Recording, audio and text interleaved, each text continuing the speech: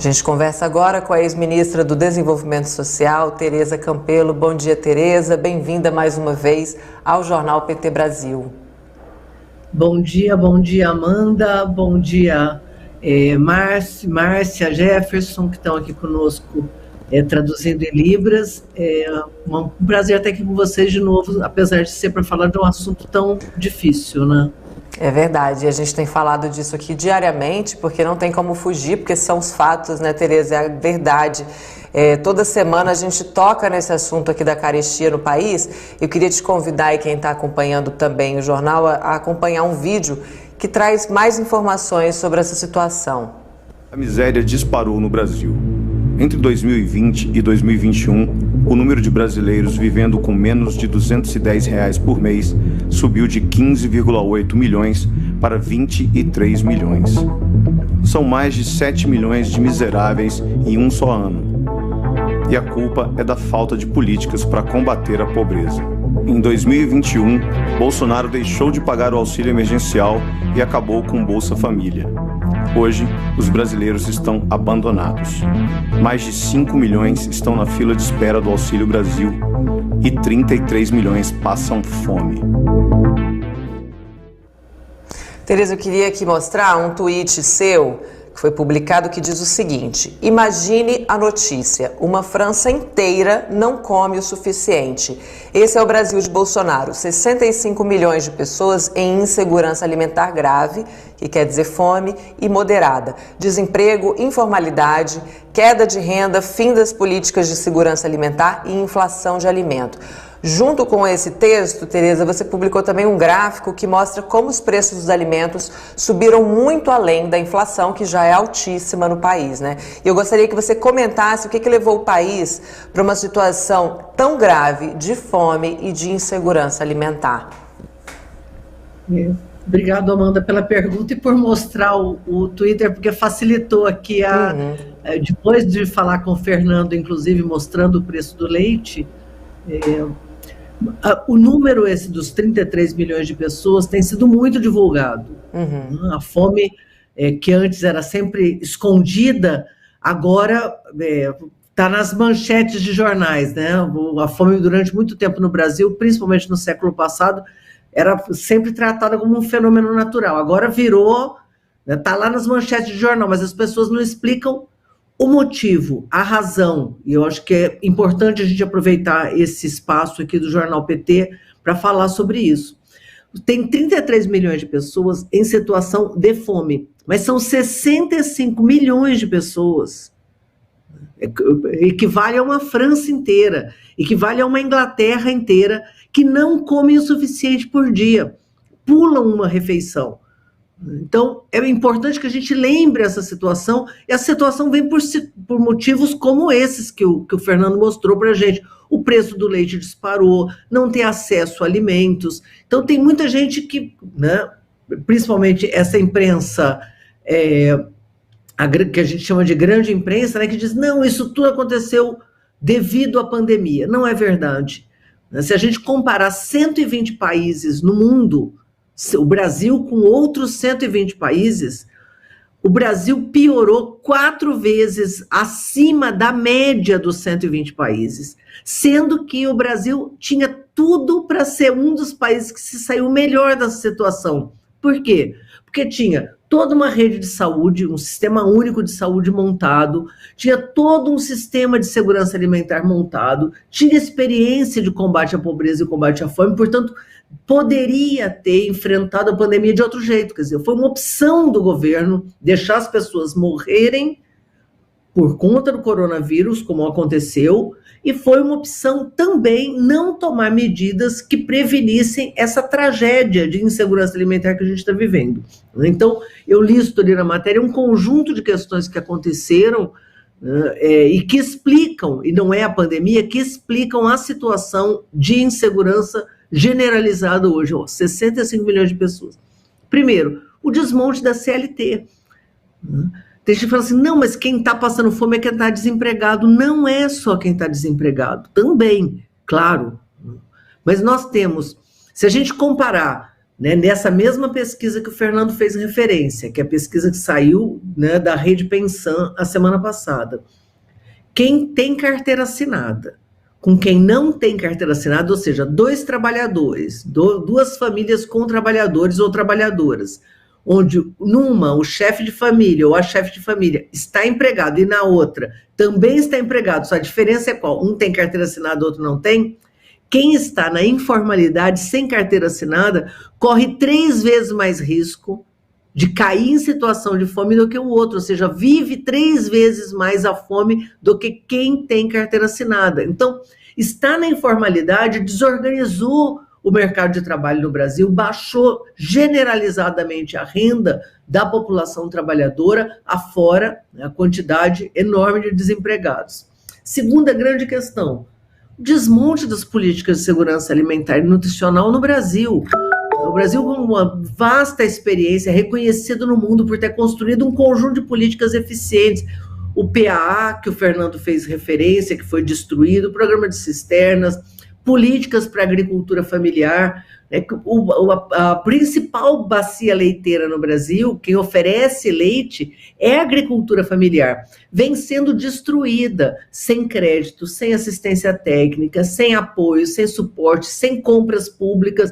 Isso vai desorganizando, né, a produção de leite no Brasil. Então, de leite e de hortifruti grangeiros, de cereais, de mandioca. Então, aquela comida que chega na mesa do brasileiro, hoje está mais cara, né? Chega com menos, né, acesso.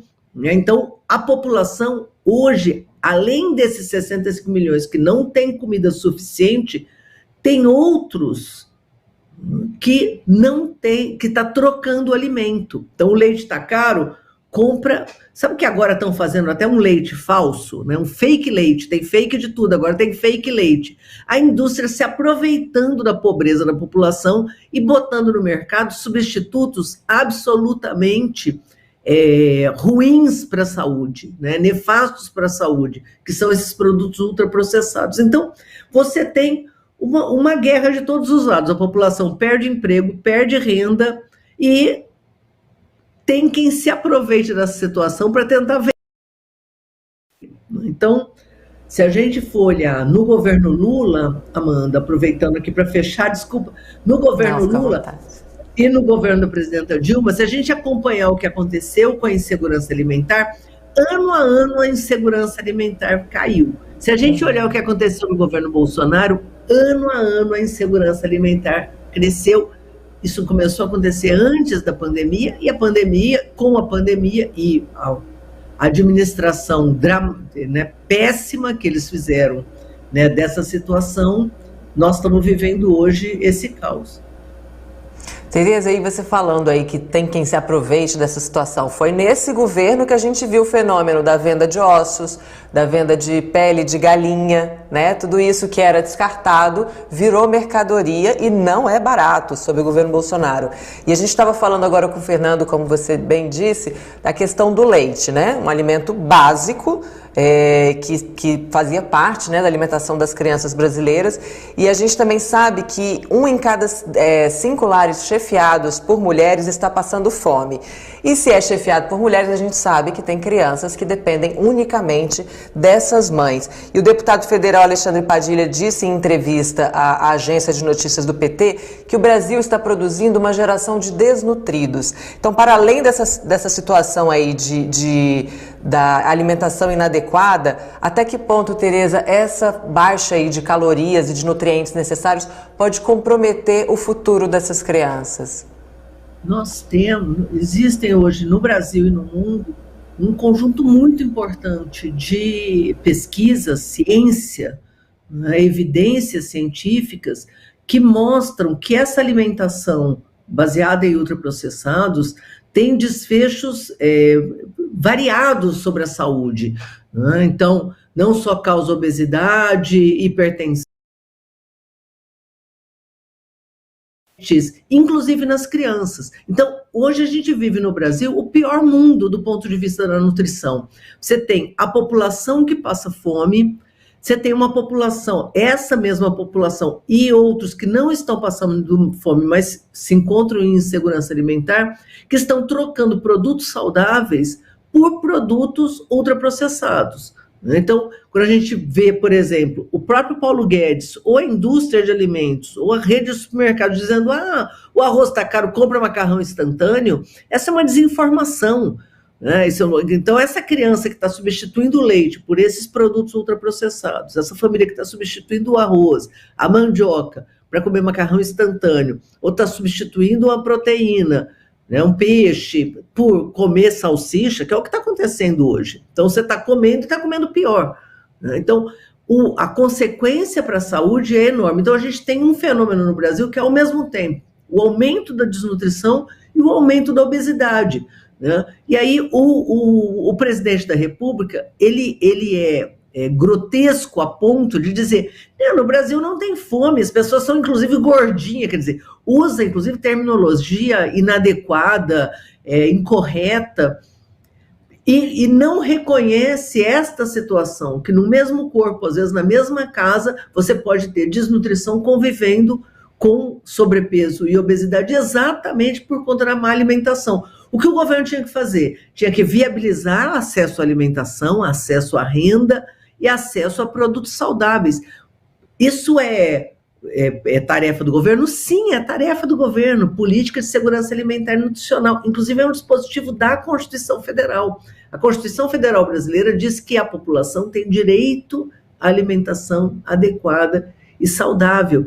Para garantir esse direito, tem que haver políticas públicas, política de renda, então, valorização do salário mínimo, que é o que nós fizemos nos governos do PT, geração de empregos formais com carteira assinada, políticas continuadas de transferência de renda, não isso que está acontecendo agora, que é a véspera das eleições, depois de uma tragédia de criar uma França inteirinha em situação de insegurança alimentar grave e moderado, ou seja, as pessoas estão pulando uma refeição. O que é uma insegurança alimentar moderada? A família pula uma refeição. Olha que absurdo. Então, a gente lutou para garantir as 3 refeições por dia, como dizia o Lula, já no primeiro dia de governo, para uma situação que você tem uma França inteira que não come no Brasil, pula uma refeição.